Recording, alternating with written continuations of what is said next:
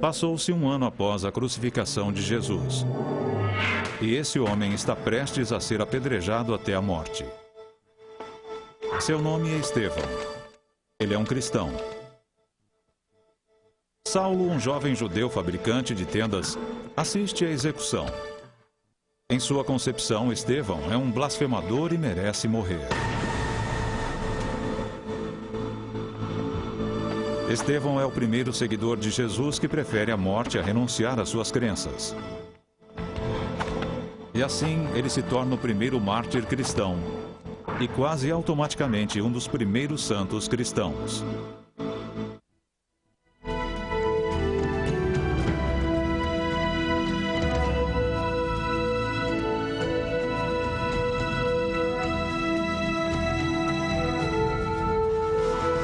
A Paixão dos Santos.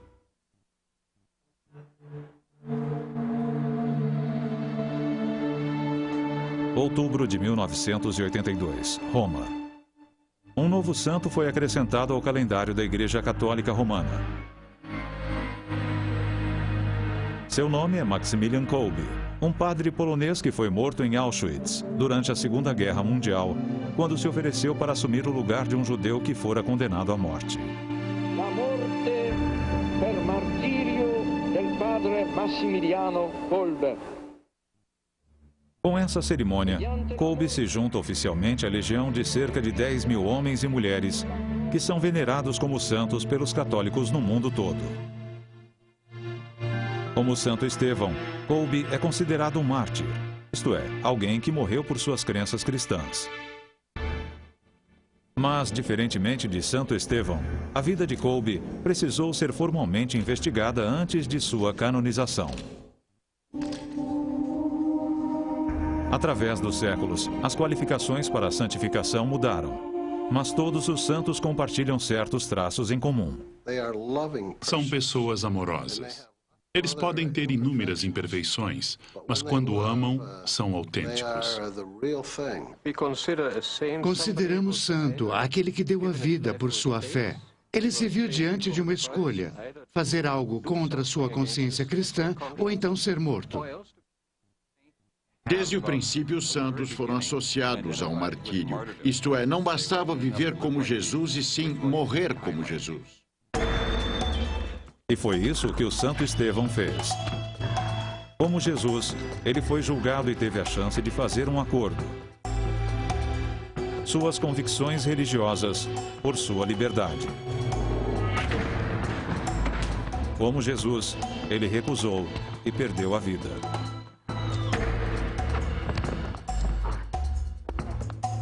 Nos anos posteriores, outros milhares seguiriam Estevão e escolheriam a morte. Saulo será um deles. Pouco depois, a caminho de Damasco para perseguir cristãos, Saulo terá um encontro com uma luz ofuscante e uma voz.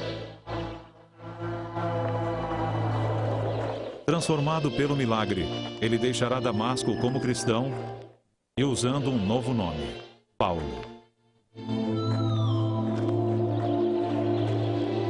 E embora, assim como Estevão, ele mais tarde pague com sua vida, Paulo levará essa nova religião herética à vitória e influenciará todas as gerações de pensadores cristãos até hoje. Quando lemos a história de Estevão, vemos que a história de Jesus se repete, ou seja, ele está pregando, dá testemunhos, é falsamente acusado. Ele passa pelas mesmas coisas que Jesus passou e, por fim, morre. Se de fato o cristianismo ensinava que devíamos seguir ou imitar Cristo, imitatio Christi, então realmente os cristãos eram induzidos a se tornarem mártires à forma extrema de se imitar Cristo. Nos 30 anos seguintes, as pequenas comunidades cristãs que surgiram por todo o Mediterrâneo, em Chipre, na Ásia Menor e na Grécia, se multiplicariam. Houve perseguições esporádicas e até o martírio ocasional, embora não difundido ou sistemático. Mas isso iria mudar.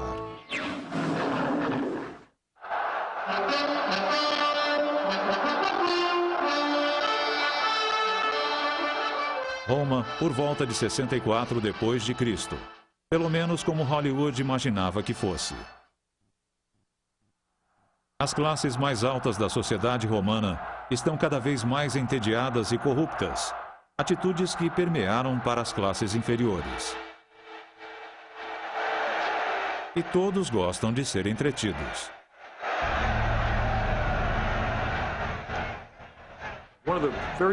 Uma coisa muito curiosa sobre os romanos é a enorme sede de sangue que tinham por jogos, nos quais animais lutavam contra animais ou homens contra homens. Para eles, uma tarde de sábado maravilhosa, sempre que iam aos jogos, era ver as pessoas se matando. Os romanos eram pagãos e politeístas e adoravam espetáculos, assim como adoramos futebol hoje. A Roma Antiga era uma sociedade muito violenta, com distrações violentas. Eles viviam num mundo violento. E ninguém gostava de um espetáculo mais do que o imperador Nero. Mas havia um outro tipo de cidadão vivendo em Roma na época, e eles eram diferentes. Eles eram membros de uma seita religiosa que venerava um carpinteiro morto chamado Jesus. E os romanos não sabiam ao certo o que deduzir disso. Houve várias acusações contra os cristãos. Uma delas alegava que eram antissociais. Os cristãos costumavam se encontrar em segredo, isto é, eles se reuniam de manhã cedo para rezar, enfim. E os romanos eram quase paranoicos em relação às sociedades secretas. Quando há um tipo de sociedade secreta, começam a surgir rumores. Um desses rumores dizia que os cristãos eram canibais, e isso talvez se deva às crenças cristãs sobre a Eucaristia. O pão e o vinho são o corpo e o sangue de Cristo. O outro dizia, e isso é comum sobre quem é discreto sobre sua vida, que eram sexualmente promíscuos.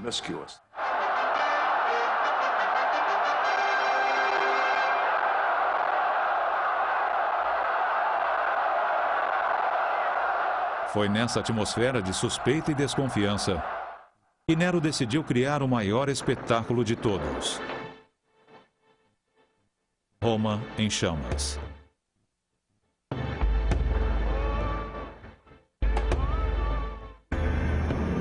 Roma está em ruínas. Quando correm os rumores de que foi o próprio Nero responsável pelo incêndio, o clima nas ruas fica feio. Nero precisa de um bode expiatório e acha um. Eu declaro desta forma que a culpada pela queima da nossa amada cidade é a seita ilegal chamada cristianismo. Sua punição será uma advertência. Um decreto oficial é a resposta. Um espetáculo de terror. E o resto, como se diz por aí, é história.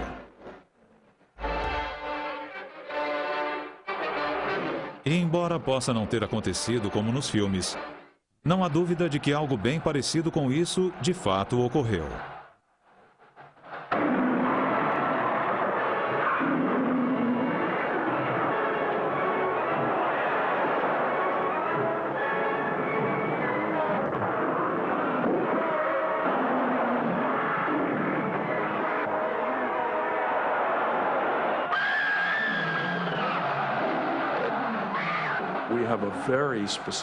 Temos uma descrição bem específica sobre a atitude de Nero. Tácito diz que uma das coisas que Nero fazia era despejar piche ou alcatrão sobre os cristãos, içá-los em postes e atear fogo como forma de prover iluminação para os guardas.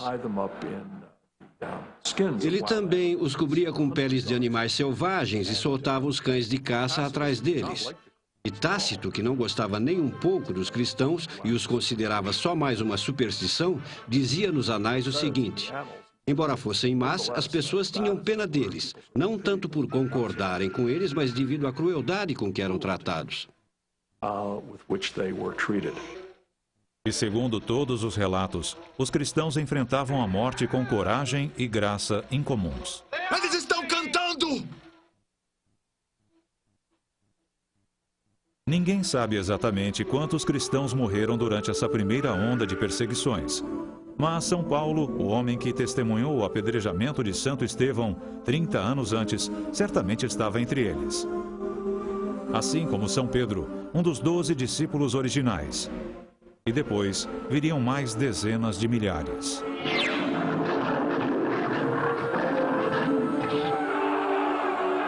Em meados do século II, o escritor cristão Tertuliano pôde observar de forma seca e objetiva: se o Tibre inundasse suas margens, as estrelas ficassem imóveis ou a terra tremesse, o grito nas ruas era sempre o mesmo: os cristãos aos leões.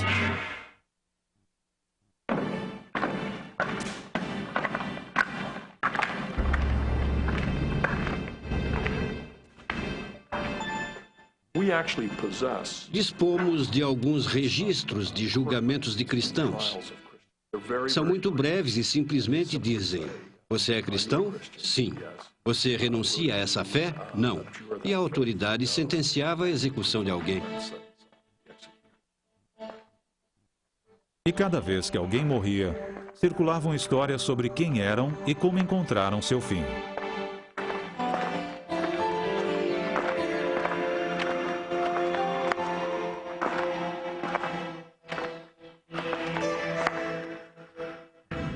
Um relato em primeira mão nos chegou através de Perpétua, de 21 anos, aprisionada com sua escrava grávida Felícitas.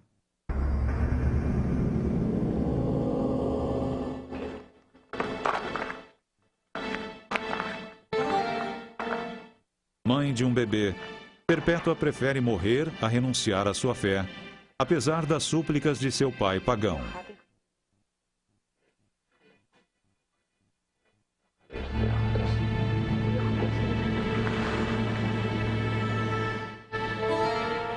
Ela se despediu do pai e da criança e se preparou para morrer.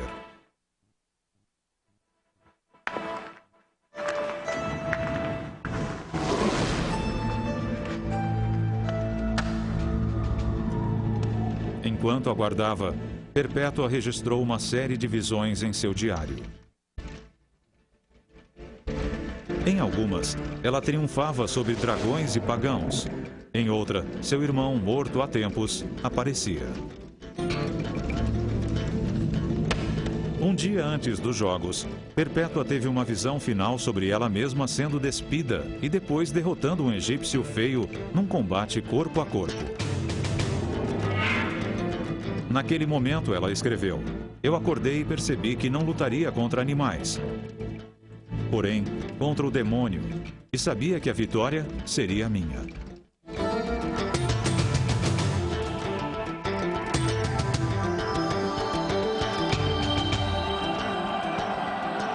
Para Perpétua e Felícitas, o fim viria através dos chifres de um touro enfurecido. Primeiro ele atingiu Perpétua, depois foi atrás de Felícitas. As mulheres levantaram-se diversas vezes, mas o animal não as liquidava. No fim, Felícitas foi decapitada. Depois, um jovem gladiador desajeitado tentou decapitar Perpétua, mas só a mutilou. Finalmente, ela mesma guiou a espada até seu pescoço, aceitando a morte em nome de Cristo. De certa forma, os mártires se sentiam quase livres para invocar a morte e era isso que faziam. Muitos exortavam as autoridades a matá-los. Há várias histórias sobre mártires que, literalmente quase debochando, se postavam ante as autoridades romanas, recusavam o sacrifício pelos deuses pagãos e, com isso, pediam a morte. E aceitavam de bom grado. Temos a história de São Lourenço, o famoso mártir que foi assado vivo numa grelha. A certa altura, é uma história estranha, mas a certa altura ele diz que um lado já está no ponto e pede para ser virado. Inácio foi uma dessas pessoas que realmente parecia receber com prazer a morte. Escreveu uma carta aos romanos dizendo que desejaria ser, segundo suas palavras, triturado pelos dentes das feras para se tornar o pão imaculado de Cristo. Ou seja, ele ansiava pela morte agonizante que possivelmente o aguardava nas arenas, onde seria desmembrado por leões e outros animais selvagens. E houve outros. Os soldados romanos encontraram Xisto II pregando ao seu rebanho nas catacumbas sob a Via Ápia. Ele foi decapitado ali mesmo. Os perseguidores de Venâncio, de 17 anos, o açoitaram, penduraram-no de cabeça para baixo sobre uma fogueira, esmagaram seu queixo e depois o jogaram aos leões, que não mostraram interesse. No fim, tiveram de cortar sua cabeça para silenciar suas preces. Mesmo assim, apesar de todo o sangue derramado, o número de cristãos continuava a crescer. O martírio, de certa forma, promovia o cristianismo.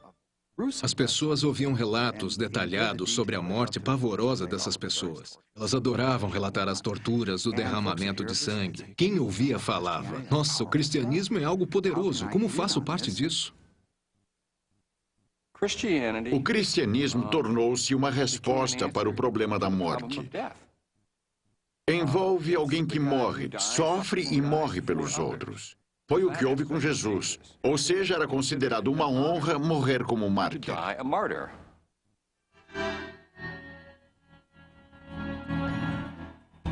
Por volta dos anos 70, os cristãos estão ativos na Espanha.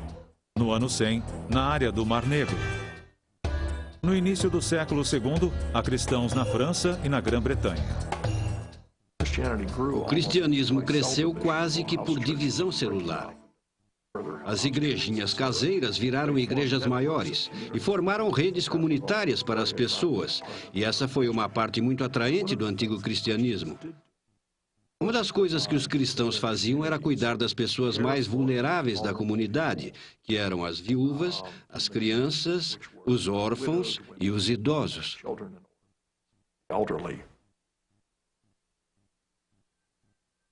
Os cristãos se organizavam através do poder investido nas mãos de bispos locais. E mesmo os bispos podiam ser mártires.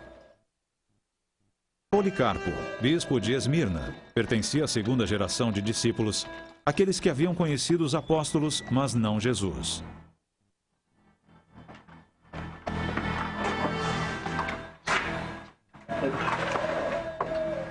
Policarpo tinha 86 anos quando houve uma violenta perseguição.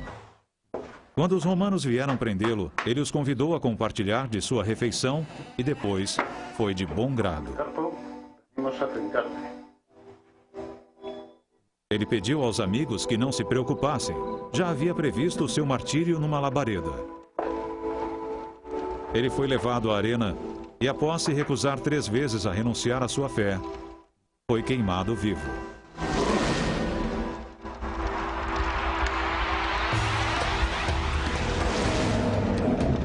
Segundo testemunhas, quando as chamas se ergueram, elas formaram velas suaves ao redor de Policarpo, sem tocar sua carne.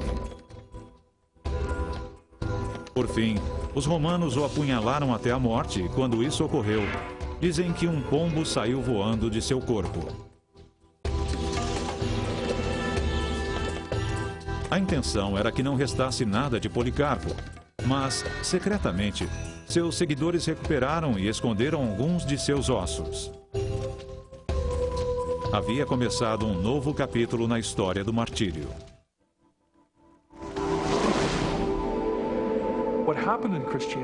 No cristianismo, quando os mártires morriam, seus corpos eram enterrados em cemitérios cristãos.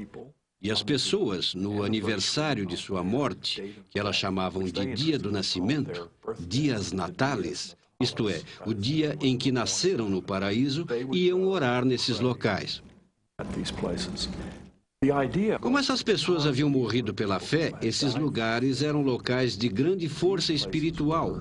Ou seja, era ali que Deus, em particular, poderia ser ouvido, que a força e a graça dos santos poderiam interceder pelas pessoas. As catacumbas fora de Roma eram um desses locais, embora sua função tenha sido mal interpretada. Ao contrário de todos aqueles filmes que passam na televisão, os cristãos não se escondiam nas catacumbas durante o período de perseguição. Eram cemitérios, não tinham nem o nome de catacumbas na época dos romanos. Esse era o nome de uma das catacumbas. Eram locais de sepultamento, e os cristãos iam até lá no dia do martírio de um santo para cerimônias religiosas ou visitar o local, mas não se escondiam. Os cristãos não eram ogros que viviam sob a terra se escondendo das autoridades romanas.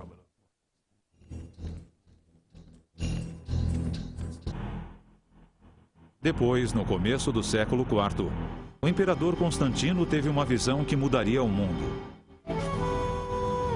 Ele viu no céu uma cruz brilhante com as seguintes palavras: "Com este sinal, vencerás."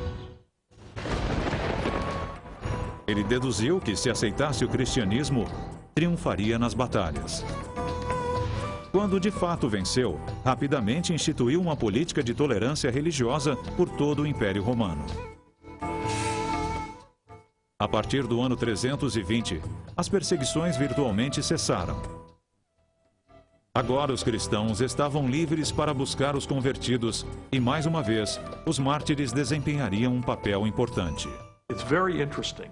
O interessante é que o termo pagão vem da palavra latina pagus, que significa aldeia da zona rural.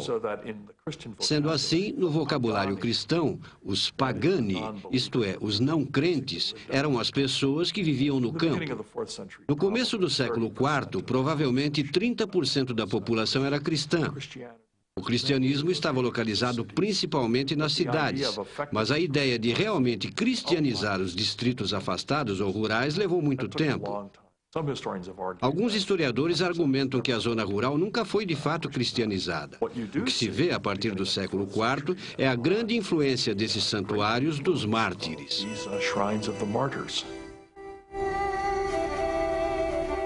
A partir do século IV, o cristianismo começou a se deslocar para o norte.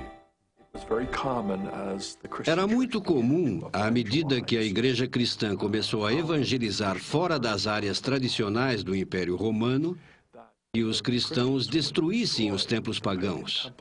E depois, sobre esses templos, construíssem igrejas cristãs e enterrassem parte dos ossos ou do corpo de um mártir. Desenvolveu-se um sistema de santuários, centros locais de poder espiritual, todos construídos em torno da história de um santo e seus restos mortais. Sem os despojos, uma igreja não era considerada uma igreja.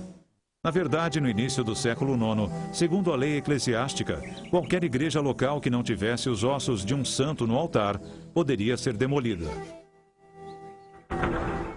Como era de se esperar, a demanda por restos mortais aumentou.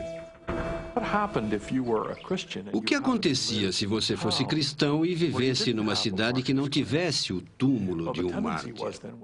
A tendência era achar o corpo de um mártir e levá-lo até o local, e assim também dispor de um local sagrado onde o poder desses mártires pudesse ser vivenciado pelas pessoas.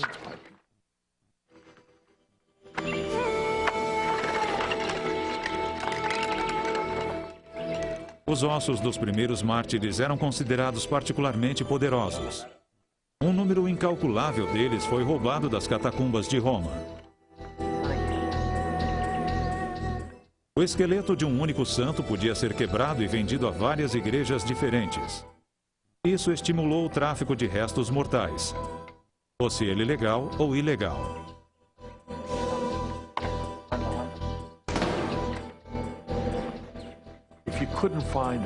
Se não dava para achar um mártir por perto, e isso era muito comum no início da Idade Média, sempre dava para roubar um corpo. E claro, era inevitável que houvesse apenas partes do corpo.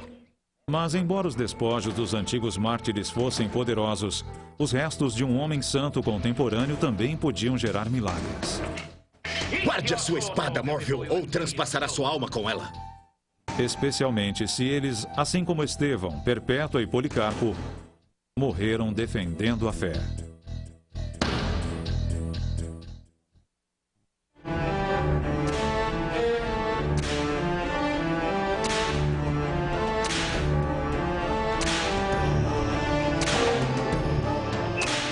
Na praça da cidade, sob a sombra da grande catedral de Canterbury, um homem está sendo açoitado.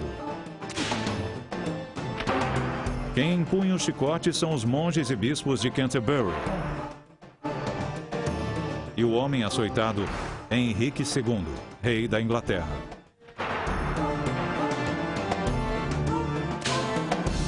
Toda a Europa exigiu essa humilhação. E o rei se submeteu voluntariamente a ela, porque numa explosão de raiva, resmungou que gostaria de ver morto um velho amigo.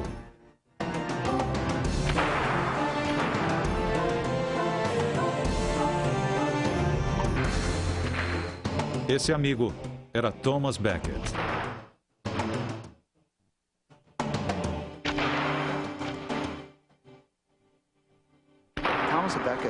Thomas Becket se tornou popular após sua morte porque era uma espécie de santo local.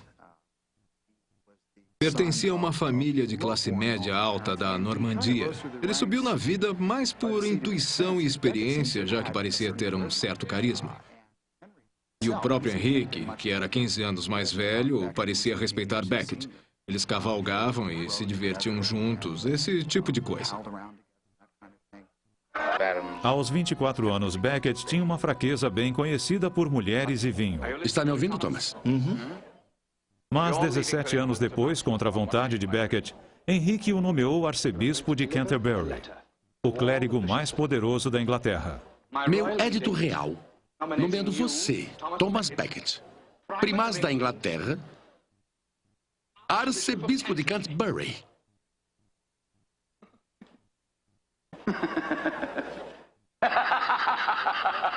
Cale-se! Thomas, eu falo sério. Meu senhor, não faça isso.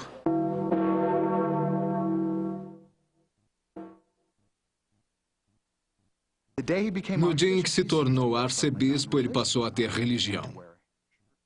Começou a usar um cilício sob as vestes, a comer frugalmente e, o mais importante, ele começou a se opor a Henrique II em questões da igreja e do Estado na Inglaterra. As questões da igreja em oposição às de Estado acabaram por separar os dois velhos amigos. Você não pode permitir. Não pode recusar. Está se levando a sério como arcebispo? Eu sou o arcebispo, senhor. Após excomungar alguns membros da corte de Henrique por conflitos envolvendo propriedades da igreja, Becket sabiamente fugiu para a França. Eu devia voltar e lutar com as armas que você gentilmente me deu.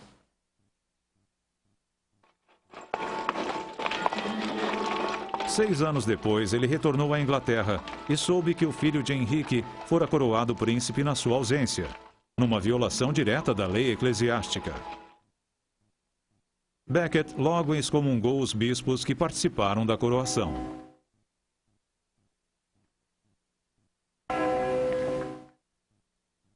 Enquanto ele estiver vivo, eu tremo. Fico abalado. Eu sou o rei. O volátil Henrique gritou que gostaria de se livrar daquele prelado impertinente. Um pequeno grupo de cavaleiros ouviu e levou a sério as palavras do rei. É chegada a hora. Na noite de 29 de dezembro de 1170, 4 homens armados apareceram na Catedral de Canterbury e entraram empunhando suas espadas. Após transpor várias portas, eles encontraram Becket orando em silêncio no altar. Ele já os esperava. Pare! Os cavaleiros exigiram que ele reintegrasse os bispos excomungados. Becket se recusou. Eles atacaram. O golpe que matou Becket foi desferido com tamanha força que quebrou a espada e respingou o altar com seu sangue e miolos. Horas após o assassinato, camponeses e outras pessoas entraram na igreja em silêncio para pegar pedaços do crânio de Becket e ensopar trapos com seu sangue para levar como relíquia. Uma relíquia sagrada que quase imediatamente começou a realizar milagres. Becket foi oficialmente considerado santo 3 anos após seu assassinato. 1 ano depois, o rei arrependido recebeu o açoite público. Nessa primeira luta para definir o poder entre a igreja inglesa e o Estado inglês, a igreja saiu vitoriosa. Assim como as pessoas de Canterbury. Agora elas tinham seu próprio mártir com todo o poder que isso conferia. 703 milagres foram atribuídos a ele nos 10 anos após sua morte. Sua tumba tornou-se o local favorito de peregrinação da Inglaterra e um dos mais populares da Europa. Luís VII da França foi o primeiro rei francês a visitar o solo inglês. Durante a última parte do século XII, ele visitou o santuário de Thomas Becket, um dos mais populares santuários de peregrinação de todos os tempos.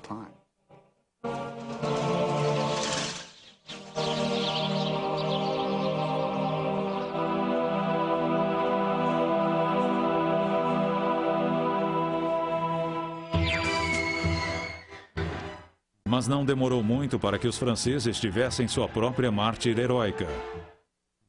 Uma guerreira incomum que levaria a França à vitória sobre a Grã-Bretanha, se tornaria uma das santas mais famosas de todos os tempos.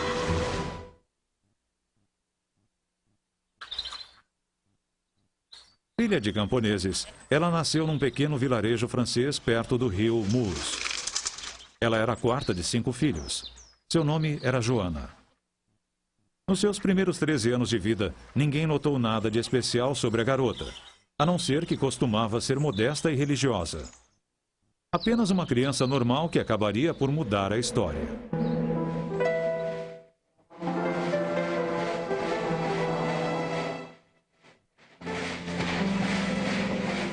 Joana tinha 14 anos quando começou a ouvir vozes. Elas lhe diziam que havia sido escolhida para liderar o exército francês na vitória contra os britânicos. Naturalmente, ninguém acreditava nela.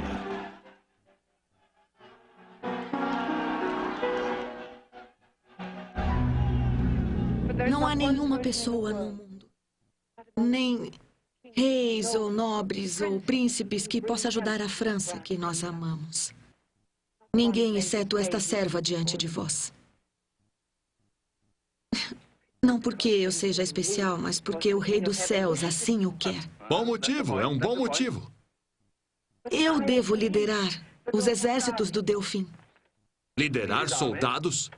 E desde quando ele tem exército?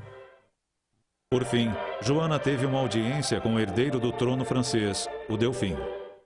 Para surpresa dele, ela foi capaz de reconhecê-lo em meio a uma multidão, sem jamais tê-lo visto antes. Deus falou comigo através de seus mensageiros. E ele deseja que eu o ajude a se tornar o rei da França. Mas o Delfim se mostrou cético até que Joana lhe disse algo em particular. Ninguém sabe o quê. Ele se convenceu de que ela havia sido enviada por Deus. Ao ataque! Avancem, homens! Joana assumiu o exército francês e, na liderança das tropas, rapidamente venceu a Batalha de Orleans. Em nome de Deus, avancem! A bruxa! A bruxa!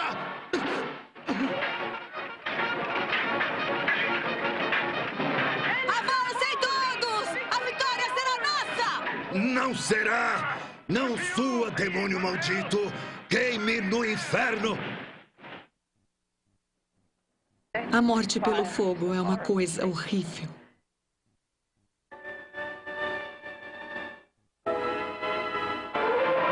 Mas quando o Delfim foi finalmente coroado rei, ele se mostrou fraco e indeciso e nunca reivindicou uma vitória final sobre a Grã-Bretanha.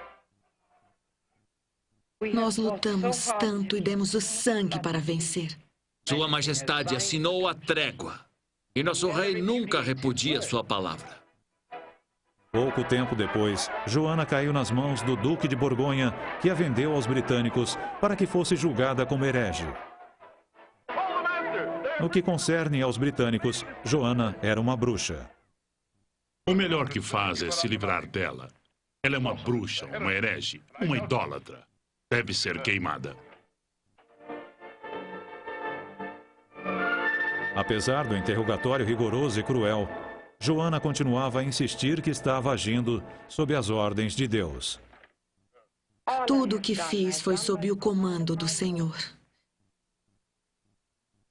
Isso é tudo que eu fiz direito. Força! Por fim, ela vacilou e assinou uma confissão de heresia, mas a desmentiu alguns dias depois. Nós, os juízes, acusamos você, Às 8 horas da manhã do dia 30 de maio de 1431, Joana foi levada ao mercado de Rouen e queimada na estaca. Uma bruxa de mentir, seduzir, prejudicar, ser presunçosa, falsa, cruel. Seu crime: associar-se ao demônio. Bruxaria.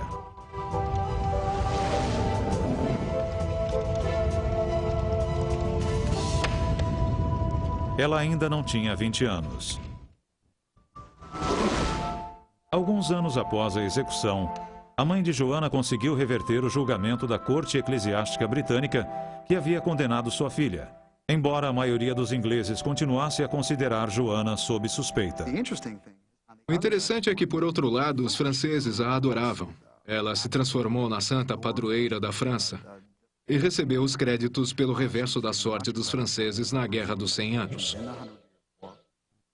Mas, em vez dos 3 anos que Becket levou para ser declarado santo, quase 500 anos se passaram antes que a mesma honra fosse concedida a Joana. Por fim, em 1920, ela foi canonizada. Aí vem a pergunta. Um lado politicamente a considera uma santa, já o outro lado politicamente a vê como herege e bruxa. Qual o certo? Isso nos traz alguns problemas atualmente.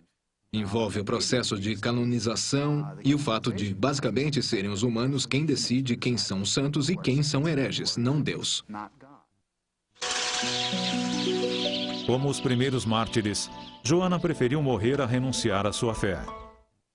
Mas, diferentemente dos antigos mártires, ela foi morta por um braço da própria igreja. O que exatamente significa morrer pela fé?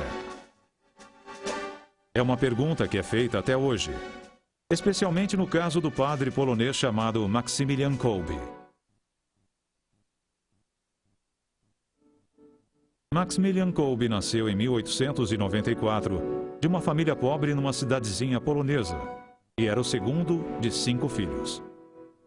Por volta dos 10 anos, ele teve uma visão extraordinária.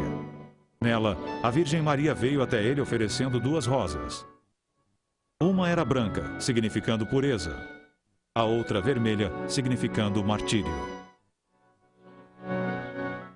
O pequeno Maximilian aceitou as 2 resolutamente. E não contou a ninguém, somente a sua mãe.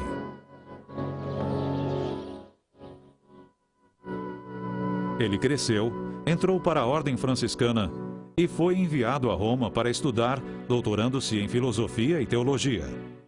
Ele foi ordenado em 1918, enquanto o mundo ainda sentia os abalos que seguiram a Primeira Guerra Mundial. Kolbe retornou à Polônia, onde fundou uma revista católica popular, criou o maior mosteiro do mundo e chegou a fundar uma missão no Japão. Quando os nazistas invadiram a Polônia em 1939, Kolbe abriu as portas de seu imenso mosteiro a milhares de refugiados judeus. Dizem que ele nunca recusou ninguém que buscasse um refúgio seguro. Mas era um homem marcado.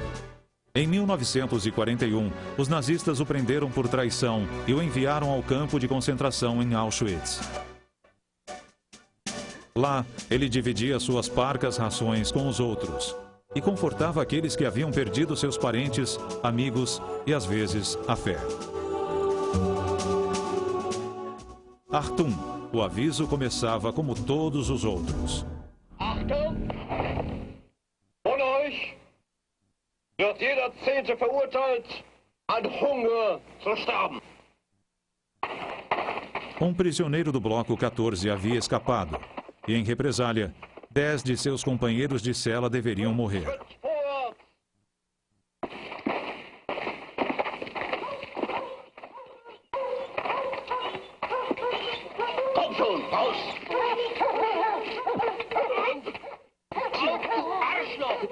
Francis Gajowniczek, um sargento do exército polonês de 40 anos, ouviu quando chamaram seu número.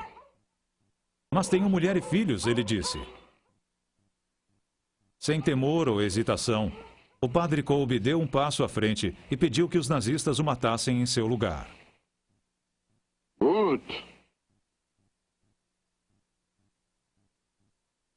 Para o comandante não fazia diferença quem morria.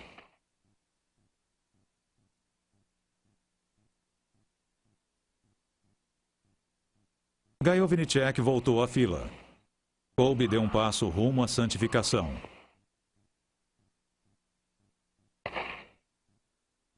Embora Kolbe não fosse a única pessoa capaz de fazer um sacrifício tão heróico, o que ele fez espalhou-se rapidamente pelo campo. Tempos depois, um sobrevivente de Auschwitz declarou: "Ficamos sabendo que um de nós, naquela noite tenebrosa da alma, elevara o gesto de amor às alturas. Alguém desconhecido, torturado e destituído do nome e da posição social, enfrentou uma morte horrível no lugar de alguém com que não tinha nenhum parentesco. Ficamos aturdidos com esse gesto que, para nós, se transformou numa poderosa explosão de luz no campo escuro."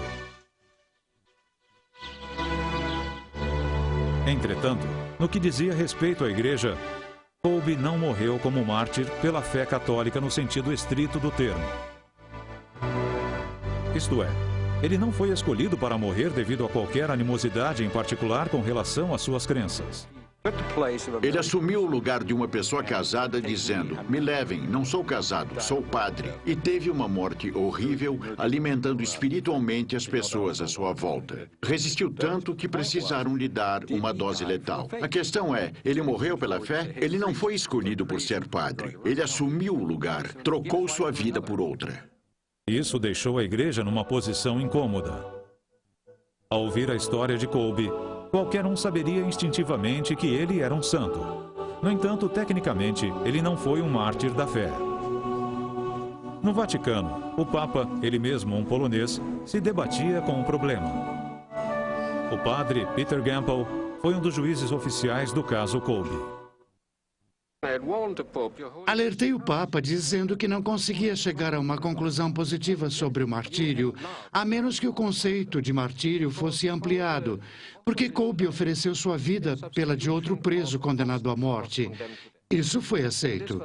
Sugerimos que o conceito tradicional de martírio, isto é, ser morto, ou como dizemos tecnicamente, in odium fidei, fosse ampliado para que alguém que tivesse dado sua vida para salvar a de outros também pudesse ser declarado mártir. Essa teoria foi aceita e, desse modo, Kolbe foi canonizado como mártir. E assim, o novo Papa, citando Kolbe como um herói pessoal, criou uma nova definição para martírio ligada à caridade. Acontece que o martírio não é só um conceito antigo. No século XXI, ainda há pessoas querendo morrer porque sua fé assim exige. Costumamos romantizar os primeiros mártires. Por exemplo, temos os vitrais com santos virginais olhando para o céu segurando uma palma e os leões sentados timidamente à sua volta.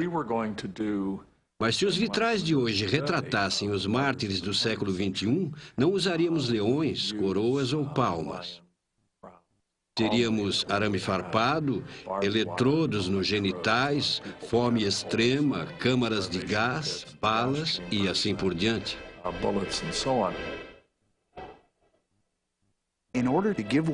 Entregar-se a esse tipo de dor física de uma forma prazerosa e quase sorridente exige uma coragem extrema.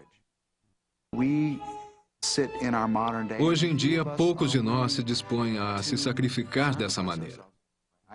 Eu falo por mim. Se precisassem de mártires, eu não iria me oferecer. E muita gente pensa assim no mundo em que vivemos hoje. Passar por esse tipo de coisa exige uma devoção extrema, um tremendo compromisso com a fé. É uma fé e um comprometimento que não existem no mundo atual, tirando algumas exceções. Mas exige muita coragem. É preciso coragem para ser mártir. Todos os primeiros mártires eram, acima de tudo, pessoas reais. Seres humanos de carne e osso, com uma crença permanente na mensagem de Jesus Cristo. De origem humilde e dos cantos sombrios de Jerusalém, a comunidade cristã cresceu e se multiplicou. Quando necessário, muitos cristãos desistiram de suas vidas de bom grado. Durante séculos, através de sua extraordinária fé, coragem e capacidade de sacrifício, os santos mártires fizeram nada menos que mudar o mundo para sempre.